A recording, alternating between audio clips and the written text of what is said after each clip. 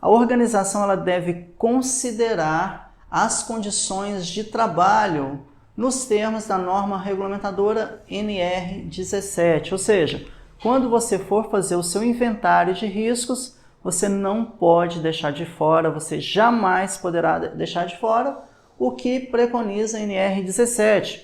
Para isso, você vai ter que entender bastante de ergonomia, das ferramentas de análise ergonômica. São dezenas de ferramentas que você vai aprender para poder quantificar esse risco em relação à NR17. Você precisa ter conhecimento das ferramentas de análise ergonômica para poder fazer uma análise ergonômica adequada utilizando a ferramenta adequada. Então, uma das grandes novidades aí é que o profissional de saúde e segurança do trabalho que for fazer um inventário de risco, que for trabalhar com a matriz de riscos, ele precisa entender de ergonomia. Dando sequência, o que mais a organização ela deve fazer? Ela tem que consultar os trabalhadores. Por que consultar os trabalhadores? Para verificar a percepção de riscos deles. Por que a organização precisa entender a percepção de risco dos trabalhadores? Para adotar medidas de controle. Uma das medidas pode ser o próprio treinamento.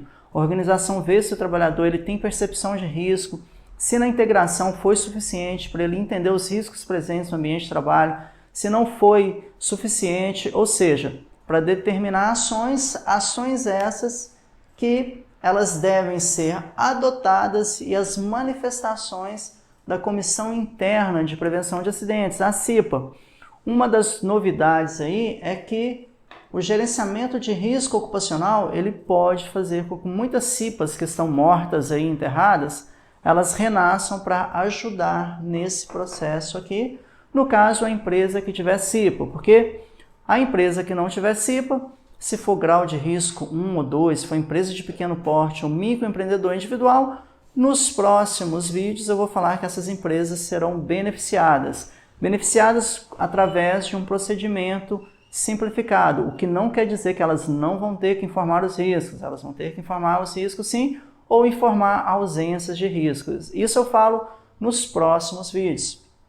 Uma outra responsabilidade da empresa que ela tem que comunicar a todos os trabalhadores sobre os riscos que já estão consolidados no inventário de risco. Quando a gente fala consolidado no inventário de risco, quer dizer o quê?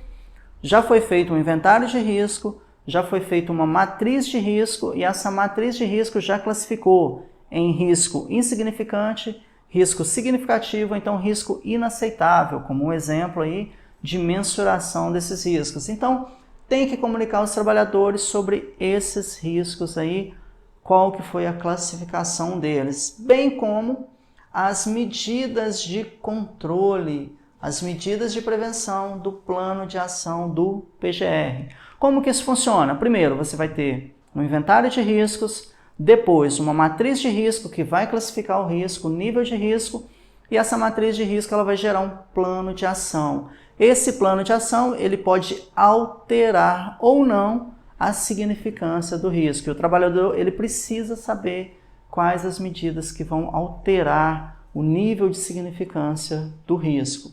E, por fim, a organização ela tem que adotar medidas necessárias para melhorar o desempenho em saúde e segurança do trabalho.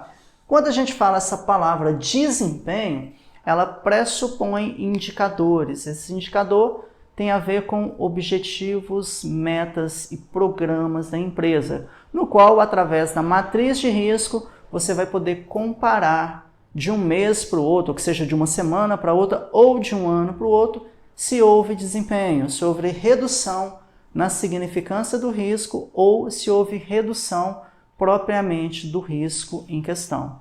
Se você gostou desse vídeo, eu peço que você se inscreva no meu canal no YouTube, é só você clicar no botão que aparece logo abaixo aqui.